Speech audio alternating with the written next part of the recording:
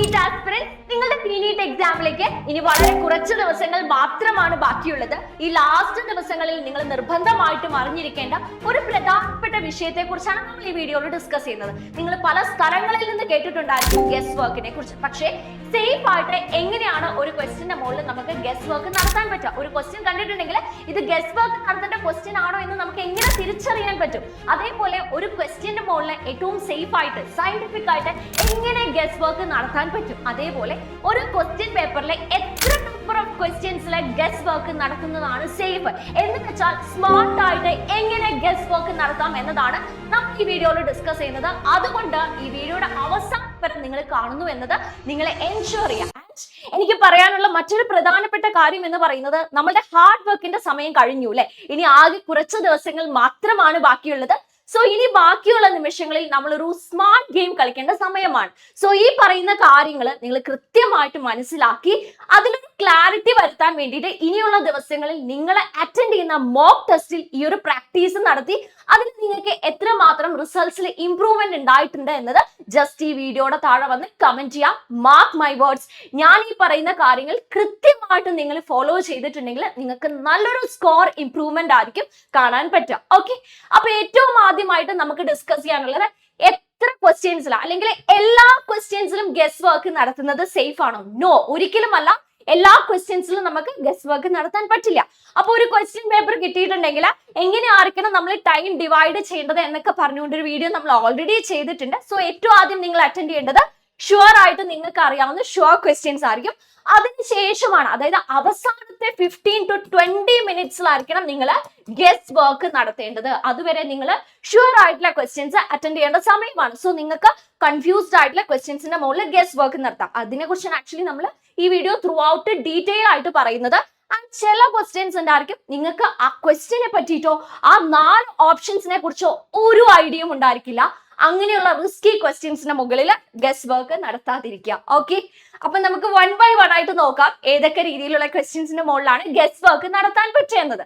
അപ്പൊ ചില ക്വസ്റ്റ്യൻസിൽ നിങ്ങൾ കാണാറുണ്ട് ഒരു സ്റ്റേറ്റ്മെന്റ് തന്നുകൊണ്ട് ഓൾവേസ് ഇറ്റ് ഇസ് ട്രൂ അല്ലെങ്കിൽ നെവർ, ഇത് ഒരിക്കലും ട്രൂ ആയിരിക്കില്ല, ഓൺലി എന്നൊക്കെ പറഞ്ഞുകൊണ്ട് അല്ലെങ്കിൽ എക്സ്ക്ലൂസീവ്ലി എന്നൊക്കെ പറഞ്ഞുകൊണ്ട് ചില സ്റ്റേറ്റ്മെന്റ്സ് നിങ്ങൾക്ക് കാണാൻ പറ്റും. അപ്പൊ നിങ്ങൾക്ക് ഓൾറെഡി അറിയാം ഫിസിക്സ്, കെമിസ്ട്രി, ബയോളജി നമ്മളുടെ സയൻസ് എന്ന് പറയുന്നത് is the study of exceptions അല്ലെ. അപ്പം ഒന്ന് നമുക്ക് കംപ്ലീറ്റ്ലി 100% ഇങ്ങനെയാണ് എന്ന് പറയാൻ പറ്റില്ല.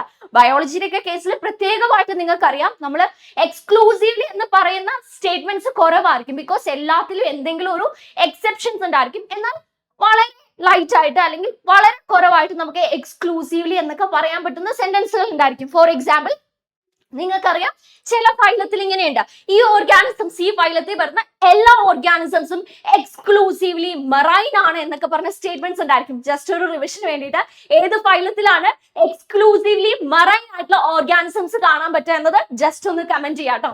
ഓക്കെ, അപ്പൊ അതേപോലെ ഓൾവേസ്, നെവർ, ഓൺലി, അതേപോലെ എക്സ്ക്ലൂസീവ്ലി എന്നൊക്കെ പറയുന്ന സ്റ്റേറ്റ്മെന്റ്സ് ആൻസർ ആയി വരാനുള്ള സാധ്യത കുറവാണ്. ബിക്കോസ് നമുക്ക് അത്രമാത്രം എക്സെപ്ഷൻസ് ആണ് സയൻസിലുള്ളത്. അതുകൊണ്ട് ഓൾമോസ്റ്റ് ഒരു 90% കേസിലും ഈ പറഞ്ഞ സ്റ്റേറ്റ്മെന്റ്സ് ആൻസർ ആകാനുള്ള സാധ്യത കുറവാണ്. ഇനി അടുത്ത 2 വേർഡ്സ് നോക്കാം, ഓൾ ഓഫ് ദി എബോവ്, അതേപോലെ നൺ ഓഫ് ദീസ്. ഈ ഓൾ ഓഫ് ദി എബോവ് ഒരു സ്റ്റേറ്റ്മെന്റ് ആയിട്ട് അല്ലെങ്കിൽ ഒരു ഓപ്ഷൻ ആയി വന്നിട്ടുണ്ടെങ്കിൽ 95% അത് ആൻസർ ആകാനുള്ള സാധ്യത കൂടുതലാണ്.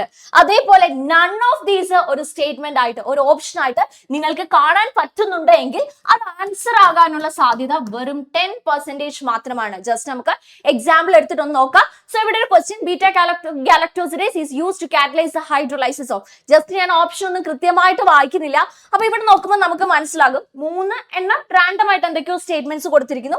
Fourth statement none of these ആണ്. സോ ഈ കേസിൽ ഒരിക്കലും ഇവിടെ നൺ ഓഫ് ദീസ് അല്ല, ഈ പറഞ്ഞ 3 സ്റ്റേറ്റ്മെന്റിൽ ഈ പറഞ്ഞ 3 ഓപ്ഷൻസിൽ ഏതോ ഒരെണ്ണമാണ് ആൻസർ. ഇതിന്റെ ഓപ്ഷൻ എ ആണ്. നമ്മൾ അതിലേക്ക് പോകുന്നില്ല.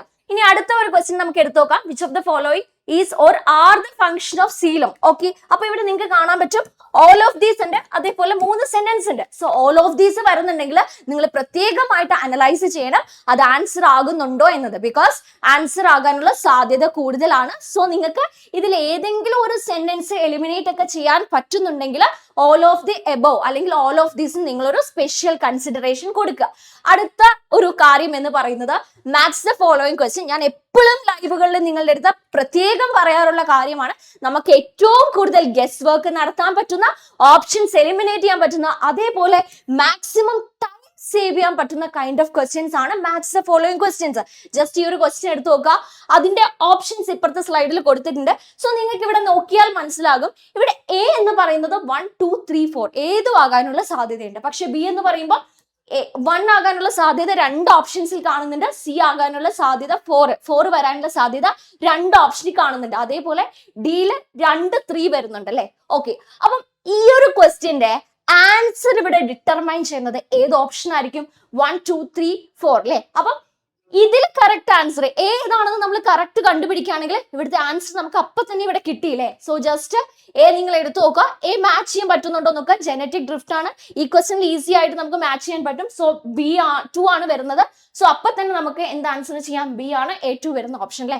വേറെ ഒരിടത്തും A2 വരുന്നില്ല. ഓക്കെ, അപ്പൊ അതുകൊണ്ട് നിങ്ങൾക്ക് 1 2 മാച്ച് ചെയ്തുകൊണ്ട് ഓൺ ദ സ്പോട്ടിൽ ബാക്കി ഓപ്ഷൻസ് ഒന്ന് കൺഫേം ചെയ്തുകൊണ്ട് ടൈം സേവ് ചെയ്യാനും ഒരു 2 ഒക്കെ അറിയാമെങ്കിൽ എലിമിനേഷൻ ഏറ്റവും കൂടുതൽ പ്രാക്ടീസ് ചെയ്യാനും പറ്റുന്ന കൈൻഡ് ഓഫ് ക്വസ്റ്റ്യൻസ് ആണ് മാച്ച് ദ ഫോളോയിങ് ക്വസ്റ്റ്യൻ. അടുത്ത് നോക്കിക്കോളൂ.